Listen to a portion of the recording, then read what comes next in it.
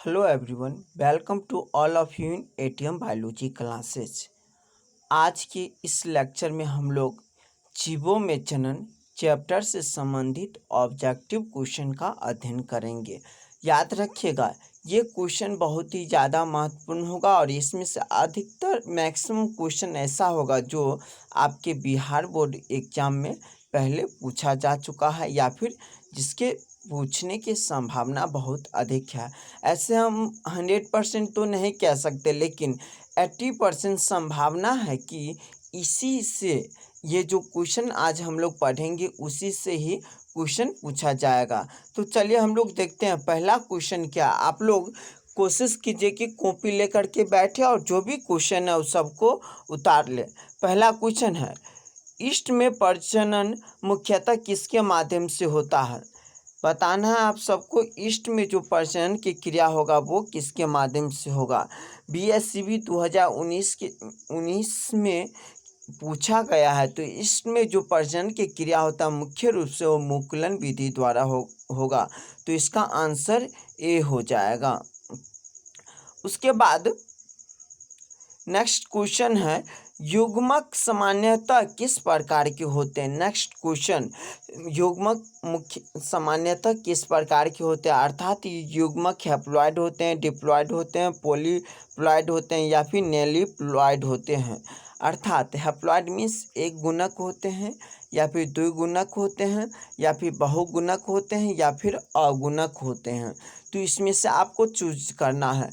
देखिए, इसका जो आंसर होगा वो होगा हैप्लॉइड, अगुणक होते हैं। याद रखिएगा, युग्मक जो होते हैं वो हैप्लॉइड अगुणक होते हैं, जबकि युग्मनज जो रहते हैं, युग्मनज वो डिप्लॉइड होते हैं।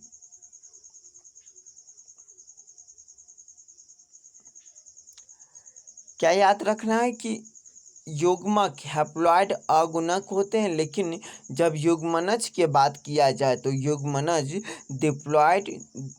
डिप्लॉइड द्विगुणक होगा।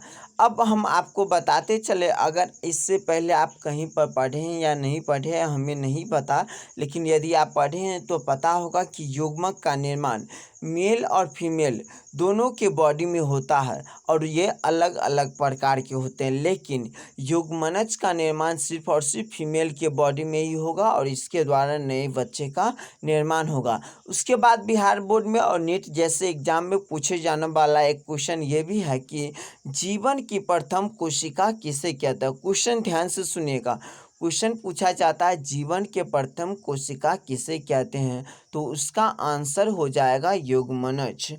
तो जीवन के प्रथम कोशिका हम किसे कहेंगे, युग्मनज को कहेंगे। युग्मक हैप्लॉइड अर्थात अगुणिक होते हैं, इसका आंसर हो जाएगा ए। अगला क्वेश्चन हम लोग देखते हैं कि अगला क्वेश्चन क्या कह रहे हैं। क्वेश्चन नंबर 3, क्वेश्चन नंबर 3 कह रहे हैं, निम्नांकित किसमें पादम काय अगुणित होते हैं। मतलब इनमें से कौन कौन से संरचना है जिसमें पादप काय अगुणित होते हैं। तो इसमें शैवाल, कवक, ब्रायोफाइट्स और ऑप्शन नंबर डी में है इनमें से सभी। तो आंसर क्या हो जाएगा बताइए। तो इस सब का आंसर हो जाएगा, क्वेश्चन नंबर 3 का आंसर होगा डी, इनमें से सभी। अर्थात आपको शैवाल, कवक, ब्रायोफाइट इन तीनों में पादप का जो होगा वो अगुणित देखने को मिलेगा। तो आंसर डी हो जाएगा करेक्ट।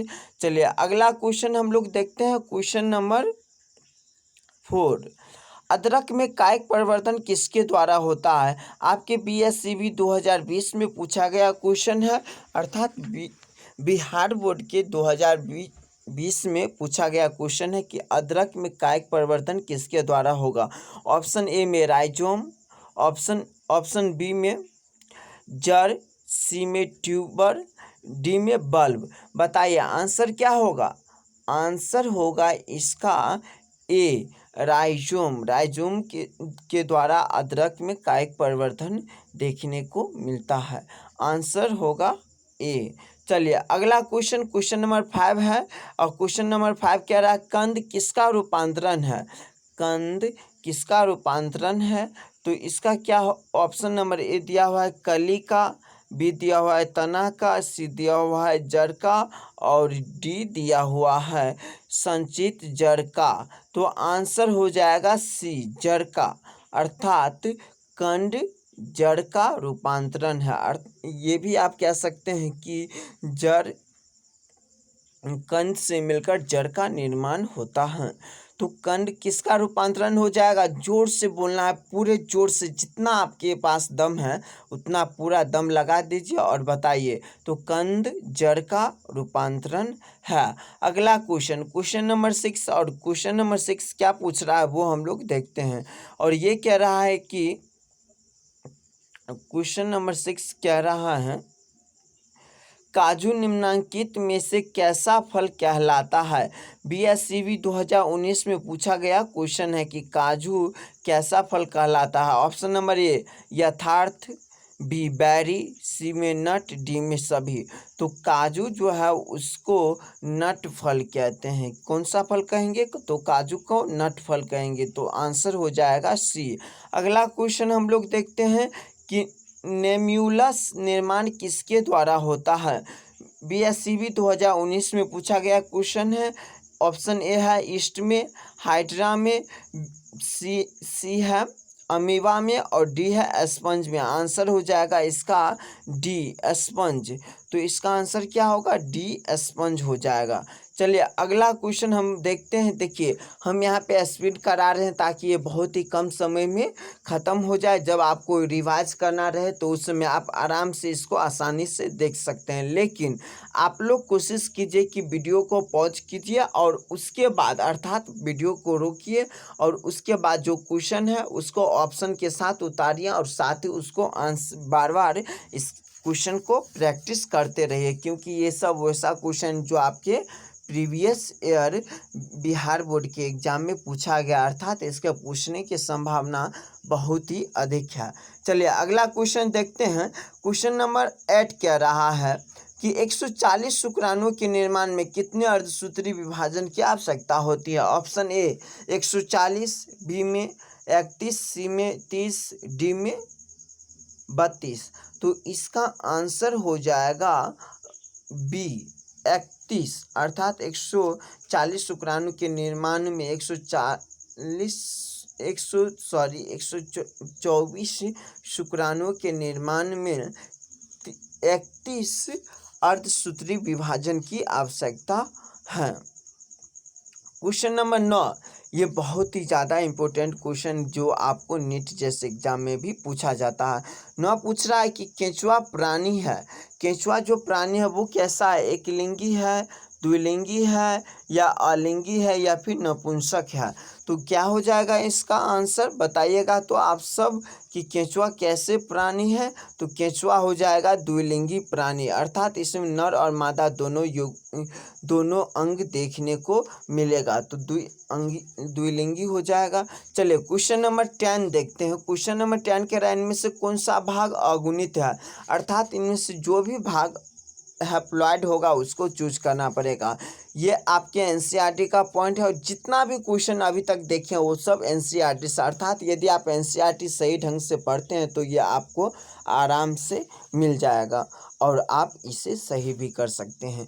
तो ये जो है हम देखते हैं कि इनमें से कौन सा भाग अगुणित है। तो अंडाशय 2n होगा, अंडाशय जो रहता है वो 2n रहता है। परागकोश भी आपको 2n ही देखने को मिलेगा। उसके बाद यदि आप पराग के बात करें या फिर परागकण के तो ये हमेशा n रहता है। तो आंसर क्या हो जाएगा? यहाँ पे सी हो जाएगा। और चौथा जो ऑप्शन नंबर डी में दिया हुआ है वो है युग्मनज। तो युग्मनज भी हमेशा द्विगुणित रहता है अर्थात 2n संरचना है। तो आंसर आपका क्या होगा इसका? तो सी पराग, जिसको आप लोग परागकण भी कह सकते हैं। चलिए क्वेश्चन नंबर 11 देखते हैं, 11 देखते हैं और देखते हैं कि ये क्वेश्चन कौन सा है।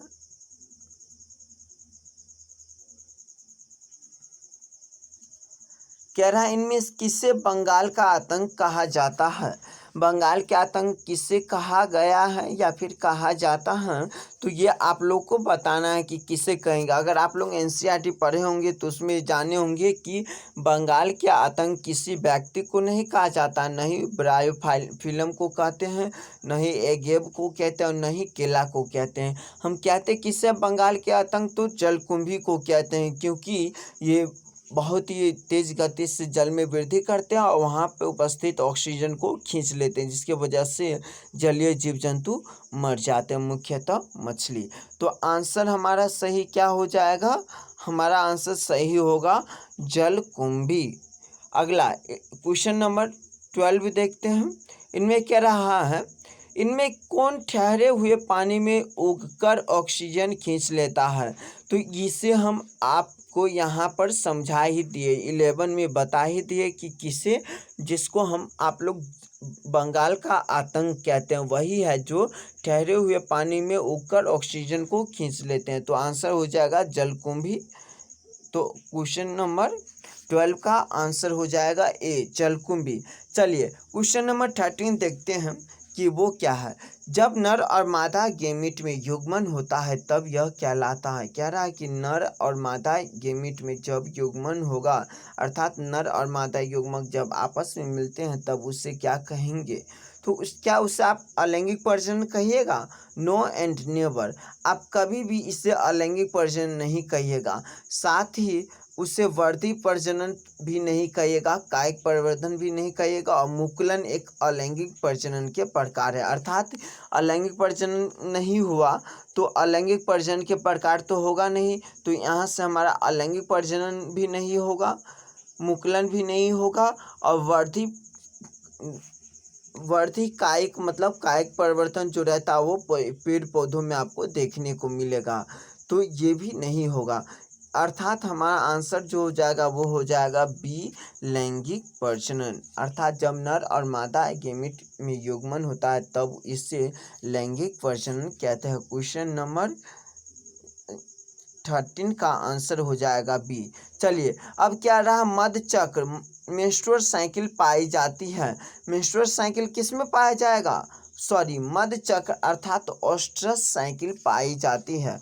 तो ओस्ट्रस साइकिल जो है वो आपको वैसा जीव जिसमें मेंस्ट्रुअल साइकिल नहीं पाई जाती है उसमें ओस्ट्रस साइकिल पाई जाती है। और मेंस्ट्रुअल साइकिल से आप याद रखिएगा कि मानव, बंदर, चिंपैंजी और गोरिल्ला, इन चारों जीवों को छोड़ दिया जाए तो उसके बाद जितना भी जीव होगा इस संसार में उस सब में ओस्ट्रस साइकिल पाई जाते हैं। अर्थात गाय, भेड़ और कुत्ता, और डी में है दिया हुआ इनमें, इन सभी में, अर्थात इस सभी में क्या होगा आपको मध्य चक्र या ओस्ट्रस साइकिल देखने को मिलेगा। तो आंसर हो जाएगा इसका डी। चलिए क्वेश्चन नंबर 15 देखते हैं। 15 कह रहा है कि उच्च श्रेणी के पौधों में निषेचन होता है। उच्च श्रेणी के जो पौधा है उसमें अगर निषेचन की क्रिया होगा तो वो कैसा होगा, क्या बाह्य निषेचन होगा, क्या जल में होगा या फिर हवा में होगा, तो नहीं, न तो बाह्य निषेचन उस श्रेणी के पादप करते हैं, न ही जल में और न ही हवा में। क्योंकि देखिए जो जीव जल में रहेंगे वही ना जल में परागण की क्रिया करेंगे, लेकिन आपको पता होगा कि उच्च श्रेणी के अधिकतर पौधे जो रहते हैं वो आपको धरती पे स्थल पे देखने को मिलेगा, तो उसमें जल में परागण नहीं होगा और नहीं साथ ही ये हवा में भी नहीं करेगा। इसमें जो परागण होगा वह होगा मुख्यतः आंतरिक भागों में, जिसे आंतरिक के नाम से आप लोग जान सकते हैं। तो 15 का हो जाएगा आंसर बी। चलिए क्वेश्चन नंबर 16 हम लोग देखते हैं। सल्ककंद बल्ब का उदाहरण है। सल्ककंद बल्ब का उदाहरण क्या होगा? ऑप्शन ए अदरक, ऑप्शन बी दुबघास, ऑप्शन डी आलू और ऑप्शन सी हो जाएगा प्याज। तो ऑप्शन नंबर सी जो है प्याज वही होगा इसका राइट आंसर होगा सी, प्याज। सल्ककंद का उदाहरण प्याज है। ऑप्शन नंबर सी को लॉक किया जाए। चलिए क्वेश्चन नंबर 13 देखते हैं कि स्तनधारियों में निषेचन कहाँ होता है।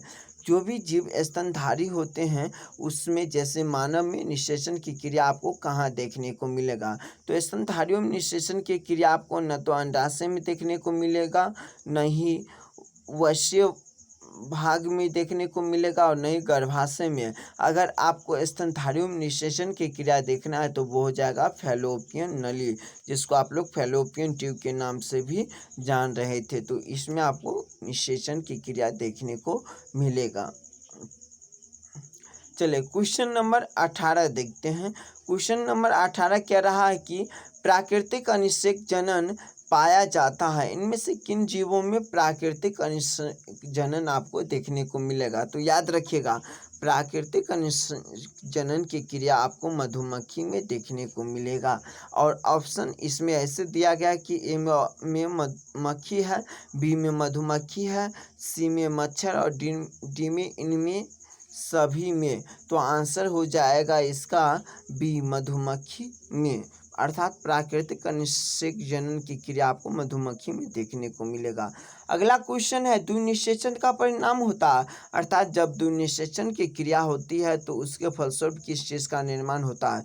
क्या इसके फलस्वरूप आपको बीजपत्र मिलेगा, क्या बीजांडकाय मिलेगा, बीजांडकाय मिलेगा, या फिर आपको भ्रूणपोष सी मिलेगा, या फिर आपको भ्रूण डी मिलेगा। तो आप जब भी द्विनिषेचन की क्रिया किसी भी पौधे में होगा तो उसमें भ्रूणपोष का निर्माण होगा, अर्थात क्वेश्चन नंबर 19 का आंसर हो जाएगा सी। चलिए आगे देखते हैं। बीजाणु द्वारा जनन करने वाले पौधे जैसे मॉस फर्न सामान्यतः किस समूह में रखे जाते हैं। बीजाणु द्वारा प्रजनन करने वाले पौधे जैसे मॉस फर्न सामान्यतः किस समूह में रखी जाते हैं। तो ये इन सब को किस में रखेंगे, स्पोरोफाइट में, या बी में थैलोफाइट में, या फिर क्रिप्टोगेमस में, या फिर ब्रायोफाइट में। तो इन देखिए जब भी बीजाणु जनन करने वाले पौधे मॉस और फर्न की बात किया जाएगा तो उसको क्रिप्टोगेमस के अंतर्गत रखा जाता है। आंसर क्या हो जाएगा क्रिप्टोगेमस। चलिए अगला क्वेश्चन नंबर 21 देखते हैं। इसे थोड़ा फास्ट करते हैं बिकॉज अभी 17 मिनट का हो चुका है और ज़्यादा क्वेश्चन हम लोग सॉल्व नहीं किए हैं। तो ये है 21 है। ये परिवर्तन जो लार्वा को वयस्क में परिवर्तित कर देते हैं कहलाते हैं। वैसा परिवर्तन जो लार्वा को वयस्क में परिवर्तित करते हैं उसे क्या कहेंगे। तो मेटाजेनेसिस ऑप्शन ए है दिया हुआ, ऑप्शन बी है एकांतर, ऑप्शन सी है कायांतर और ऑप्शन डी है मेटास्टेसिस। तो उससे हम क्या कहेंगे, मेटास्टेसिस नहीं कहेंगे, उसे हम कायांतरण कहेंगे। तो जो परिवर्तन लार्वा को वयस्क में चेंज करेगा उसे हम कायांतरण कहेंगे। ऑप्शन सी हो जाएगा। क्वेश्चन नंबर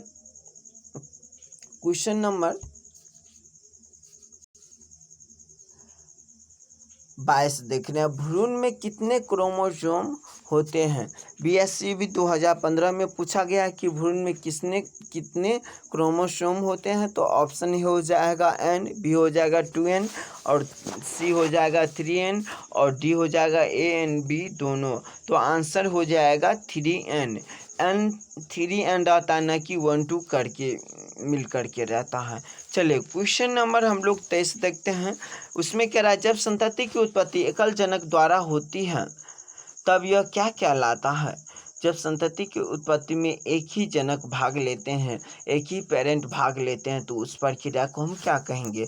तो हम बताए थे कि जब एक ही जनक भाग लेंगे तो उससे अलैंगिक प्रजनन कहेंगे और जब 2 जनक भाग लेंगे तो उसे हम लैंगिक प्रजनन कहेंगे। तो हो जाएगा यहाँ पे ऑप्शन ए कह रहा है लैंगिक प्रजनन, बी कह रहा है अलैंगिक प्रजनन या फिर जनन प्रजनक। ऑप्शन सी कह रहा है ए एंड बी दोनों और ऑप्शन डी कह रहा है आंतरिक निषेचन। तो जब संतति की उत्पत्ति एकल जनक द्वारा होती है तब उसे अलैंगिक जनक कहते हैं। ऑप्शन बी हो जाएगा सही। चलिए क्वेश्चन नंबर 24 देखते हैं। इनमें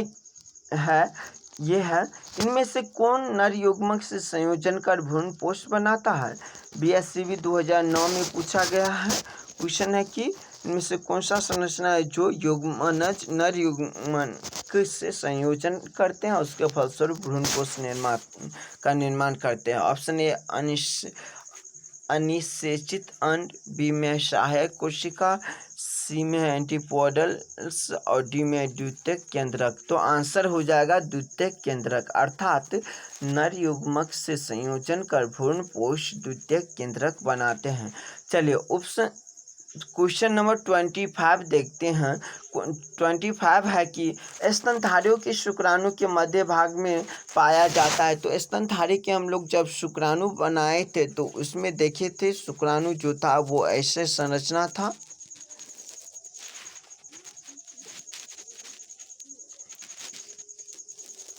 शुक्राणु ऐसा संरचना था, आप लोग देखे होंगे। सही ढंग से नहीं बन रहा है, लेकिन जो भी बन रहा है समझिए अच्छा ही बन रहा है। उसमें देखे थे कि हम ऐसे ऐसे करके कुछ संरचना था। तो ये जो मध्य भाग था शुक्राणु के, उसमें कह रहा है कि क्या पाया जाता है। तो ऑप्शन नंबर ए कह रहा है केंद्रक, बी कह रहा है रसधानी, सी कह रहा है माइटोकॉन्ड्रिया और डी कह रहा है सेंट्रिओल। तो आंसर हो जाएगा माइटोकॉन्ड्रिया, अर्थात स्तनधारी के शुक्राणु के मध्य भाग में आपको माइटोकॉन्ड्रिया देखने को मिलेगा। चलिए क्वेश्चन नंबर 26 देखते हैं। क्वेश्चन नंबर 26 कह रहा है कि चमगादड़ द्वारा परागण कहलाता है। चमगादड़ द्वारा जो परागण होता है उसे हम क्या कहेंगे? ऑर्निथोफिलिक कहेंगे, या फिर एंटोमोफिलिक कहेंगे, या कीरोप्टेरोफिलिक कहेंगे, या फिर हाइड्रोफिलिक कहेंगे? आंसर बताना है आप सबको। चमगादड़ द्वारा परागण कहलाता है उसे हम क्रिप्टेरोफिली कहेंगे। जब भी चमगादड़ के द्वारा परागण की क्रिया संपन्न होगा तो उसे हम क्रिप्टेरोफिली कहेंगे। क्वेश्चन नंबर 27, जनक समान जीव प्राप्त हो सकते हैं। जनक समान जीव प्राप्त हो सकते हैं, अर्थात वैसा जीव जो अपने माता पिता के बिल्कुल समान हो, जिसके लिए हम लोग कलोन शब्द का उपयोग भी करते थे। तो वो किससे हो सकता है? तो कलोन शब्द जब भी आएगा तो पता चलेगा कि ये अलैंगिक जनन से संबंधित होगा, राइट। तो यहाँ पे ऑप्शन ए में दिया हुआ है बीज, जो कि लैंगिक प्रजनन से संबंधित है और ये पौधों में होता है। दूसरा है युग्मनज, ये भी लैंगिक प्रजनन से संबंधित है। और तीसरा है सी युग्मकों से। यहाँ पर युग्मक जब अकेला रहता तो सही था, लेकिन युग्मकों कह रहा है, अर्थात इसमें दो या दो से अधिक युग्मक भाग ले रहे हैं। तो इस वजह से ये भी हो जाएगा लैंगिक प्रजनन से ही बिलोंग करते हैं। लेकिन ऑप्शन नंबर डी, जिसे विखंडन कहते हैं, विखंडन में जीव के शरीर दो समान भागों में या दो से अधिक भागों में बंट जाता है और ये अलैंगिक प्रजनन के प्रकार है। तो आपका आंसर हो जाएगा डी, विखंडन से। चलिए क्वेश्चन नंबर 28 देखते हैं। वो कह रहा है द्विखंडन किस में पाया जाता है? तो द्विखंडन आपको किस में मिलेगा ये आपको बताना है। ए में अमीबा में, बी पैरामीशियम में, सी जलकुंभी में और डी अमीबा तथा पैरामीशियम दोनों में। आंसर हो जाएगा अमीबा तथा पैरामीशियम दोनों में, जो हम आपको ऑफलाइन क्लासेस में बता चुके हैं। चलिए क्वेश्चन नंबर 29 देखते हैं। 29 कि मुकुलन बडिंग द्वारा जनन किसमें होता है? BSCB 2015 में पूछा गया है। ऑप्शन ए ईस्ट में, बी म्यूकन में, सी पाइनस में और डी फर्न में। तो आंसर हो जाएगा इसका ए ईस्ट में। मुकुलन द्वारा लैंगिक जनन किसमें मुकुलन द्वारा जनन किसमें होता है? तो हो जाएगा ईस्ट में। चलिए क्वेश्चन नंबर हम लोग 30 पढ़ते हैं। वो है जलकुंभी 65,000 से अधिक पौधे कितने माह में उत्पन्न कर सकते हैं? तो इसका ऑप्शन ए है 6 माह, ऑप्शन बी, देखिए उल्टा इसमें दे दिया गया है, लेकिन आपको आगे पीछे कर सकते हैं, कोई प्रॉब्लम नहीं होगा। ऑप्शन ए में है 6 माह, बी में है 8 माह, डी में है 12 माह और सी में है 5 माह। तो इसका आंसर हो जाएगा 6 माह, जो कि आपके क्वेश्चन नंबर 1 की जगह बी कर दिया गया है। चलिए अगला क्वेश्चन देखते हैं, क्वेश्चन नंबर 31 और इसमें क्या है, इनमें कौन केवल एक बार अपने जीवन काल में पुष्प पैदा करते हैं। आप बताइएगा कौन ऐसा जीव है जो अपने जीवन काल में सिर्फ एक ही बार पुष्प पैदा करते हैं। तो इसका आंसर देखिए, आम आपको जीवन काल में अधिक कई बार पुष्प पैदा करते हैं, प्रत्येक वर्ष ये पुष्प पैदा करते हैं, जिसको आप लोग मज्जर कहते थे। लीची में भी यही हाल है और जामुन भी आप इस तीनों में देख सकते हैं। अभी आम के मौसम ही है और जामुन के मौसम भी ख़त्म हुआ, कुछ ही दिन पहले लीची भी ख़त्म हुई है। तो इस आधार पे आप देख सकते हैं कि इन सब जो भी पौधे हैं उस सब में प्रत्येक साल या फिर 2 साल के अंतराल में प्रजनन अवस्था आते हैं, लेकिन बांस जो है उसके जीवन काल में सिर्फ एक ही बार प्रजनन अवस्था आएगा। तो इसीलिए आंसर हो जाएगा इसका ए, बांस। चलिए अब क्वेश्चन नंबर 32 देखते हैं, और ये है क्वेश्चन, ऋतुनाव चक्र किसमें होता है। ऋतुनाव चक्र या जिसको मेंस्ट्रुअल साइकिल कहते हैं वो किसमें पाया जाता है। हम बताए थे उस क्वेश्चन में, मेंस्ट्रुअल साइकिल वाले क्वेश्चन में, कि मनुष्य में, बंदर में, चिंपैंजी में, इन सबों में आपको क्या देखने को मिलेगा। तो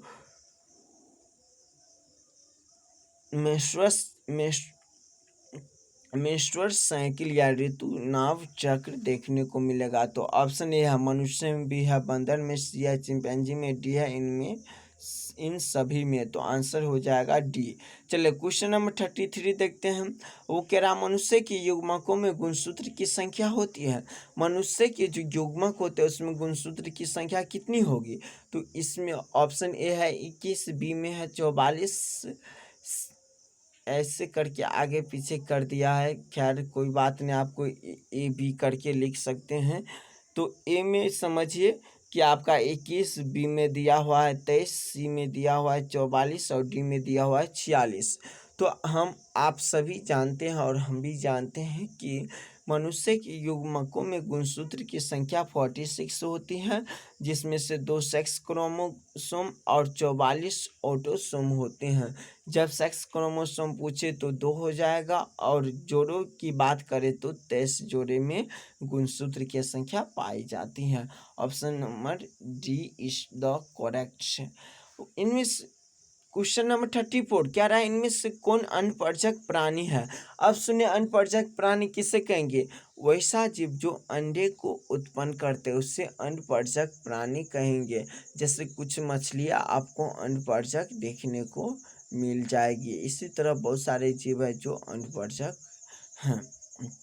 तो इसी तरह ऑप्शन नंबर, सॉरी हमको थोड़ा सा नींद लग गया था, क्या बोले हमको नहीं पता, लेकिन चलिए क्वेश्चन नंबर 34 हम देख लेते हैं। हमको पता नहीं था, मैं नींद लगा हुआ था और मैं बोल रहा था, चूँकि थोड़ा सा रात हो चुका है और यहाँ अंधेरा का माहौल है, इस वजह से थोड़ा नींद टाइप का लग गया था। लेकिन आप लोग को नींद नहीं पड़ना है, क्या करना है, अभी जी और कहता है जी तोड़ मेहनत करेंगे।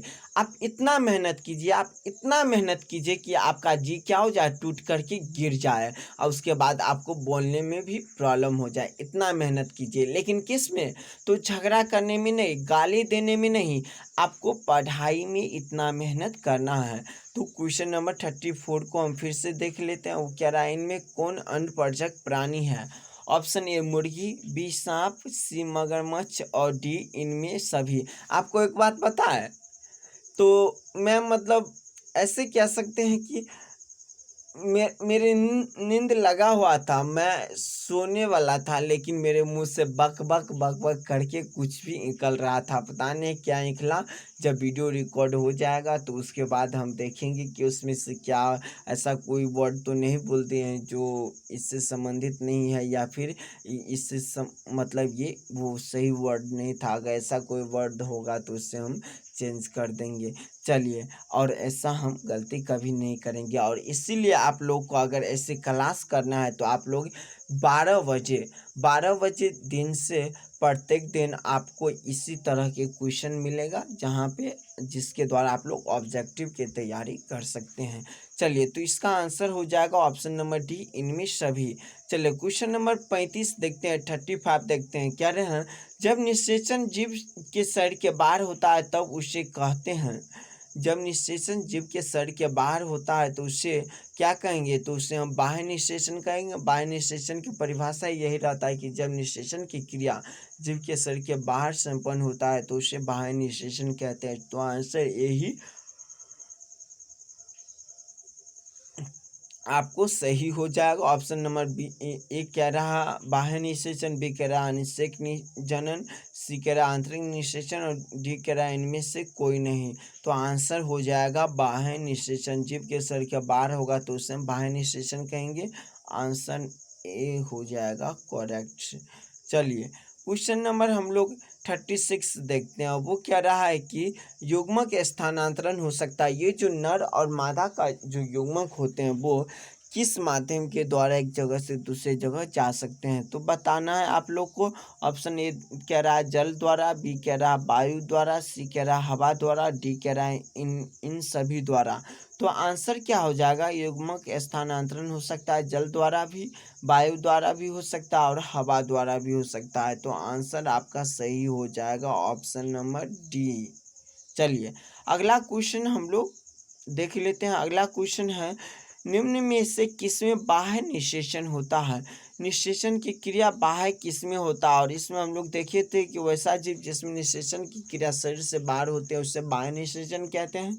तो आपको ये मछलियों और मेढकों में आसानी से देखने को मिल जाएगा, अर्थात इसका आंसर हो जाएगा ये हिरण, मनुष्य और घोंघा। इसमें आपको अंतर्निषेचन देखने को मिलेगा। चलिए, आंसर ये हो जाएगा। और क्वेश्चन नंबर 38 है, कह रहा है इनमें किसमें जल माध्यम से निषेचन होता है? जल माध्यम से निषेचन किसमें होगा? तो वैसा जीव जिसमें निषेचन की मतलब जब निषेचन की क्रिया जलीय माध्यम में संपन्न होता है तो उसे जल द्वारा निषेचन कहते हैं। और ये निषेचन वैसे जीवों में होगा जो जीव जल से में रहते हैं या फिर जल से संबंधित है, जैसे शैवाल। ऑप्शन ए दिया हुआ है शैवाल, बी दिया हुआ है टेरिडोफाइट, सी दिया हुआ ब्रायोफाइट, डी दिया हुआ है इन सभी का। तो आपको क्या करना है? ये सब जल से संबंधित है और इन सब में निषेचन की क्रिया जल द्वारा होगा। चलिए, क्वेश्चन नंबर हम लोग 39 देख लेते हैं। इनमें से कौन उभयलिंगी पादप नहीं है? BSCB 2012 में पूछा गया है कि इनमें से कौन सा पादप है जो उभयलिंगी नहीं है। तो ए में है पपीता, बी में है सरसों, सी में है मक्का, डी में है उड़हल। तो इसका आंसर हो जाएगा ए क्या हो जाएगा? पपीता जो है वो उभयलिंगी नहीं है, बाकी ये तीनों उभयलिंगी है। चलिए, क्वेश्चन नंबर 40 देखते हैं। कह रहा अगेव में वर्धी प्रजनन होता है बुलबिल द्वारा, बी में शकर द्वारा, सी में स्टोलेन द्वारा और डी में राइजोम द्वारा। तो इसका आंसर हो जाएगा ए। क्या होगा? तो बुलबिल द्वारा। अगेव में वर्धी प्रजनन होता है बुलबिल द्वारा। क्वेश्चन नंबर 31, निम्नलिखित में से कौन सा जंतु उभयलिंगी नहीं है? कौन सा जंतु उभयलिंगी नहीं है? तो इस क्वेश्चन ये बहुत ही ज़्यादा इम्पोर्टेंट है, जो आपको बिहार बोर्ड 2016, 17 और 17 मतलब 17 में 2 बार आपको पूछा गया है। ऑप्शन ए में जोंक, बी में केंचुआ, सी में फीता कृमि और डी में घरेलू मक्खी। तो क्या होगा? घरेलू मक्खी जो है वो जंतु उभयलिंगी नहीं होते हैं। अगला क्वेश्चन, शरीर के बाहर होने वाले निषेचन को क्या कहते हैं? तो शरीर से बाहर होने वाले निषेचन को option A vitro in vitro, B है इन विवो, सी में एन बी दोनों और डी है इनमें से कोई नहीं। तो इनमें से कोई नहीं भी नहीं होगा और ये भी दोनों भी नहीं होगा। तो आंसर हो जाएगा आपका इन विट्रो। शरीर के बाहर होने वाले निषेचन को इन विट्रो निषेचन कहते हैं। चलिए, क्वेश्चन यहीं तक था। तो आज हम लोग पहले लेक्चर में 42 क्वेश्चन को देखिए। अगर आपको ये वीडियो पसंद आए तो इस चैनल को सब्सक्राइब कीजिएगा और शेयर कीजिएगा। यदि आप चाहते हैं कि आपके सर यूट्यूब पे डायरेक्ट लाइव आए तो उसके लिए आप लोग को हमें हेल्प करना पड़ेगा और सब्सक्राइबर बढ़ाना पड़ेगा। तो आसपास में जो भी जिनके भी पास मोबाइल हो तो उनसे मोबाइल लेकर के सब्सक्राइबर बढ़ाइए, ताकि मैं आपके साथ बहुत ही जल्दी जुड़ूँ। और मैं कोशिश करूँगा कि किसी तरह इस मंथ में 1000 सब्सक्राइबर पुर जाए, जिससे हम लोग लाइव क्लास लेना शुरू कर देंगे। और जब लाइव क्लास स्टार्ट होगा तो आप लोगों को पता है कि बिहार बोर्ड का एग्ज़ाम अभी बहुत ही नज़दीक आ चुका है, तो तैयारी करने में और ही आसानी होगा। हमारे चैनल को फिर से कह रहे हैं कि लाइक शेयर और सब्सक्राइब करना है। अगर इसमें से किसी भी क्वेश्चन में आपको डाउट हो तो आप कमेंट बॉक्स में पूछ सकते हैं। साथ ही साथ क्या करेंगे, हम अपने व्हाट्सएप नंबर दे देंगे और उस व्हाट्सएप नंबर पे आप हमसे संपर्क कर सकते हैं। चलिए आज के लिए इतना ही। थैंक यू क्लास देखने के लिए। धन्यवाद एंड बाय एवरीवन।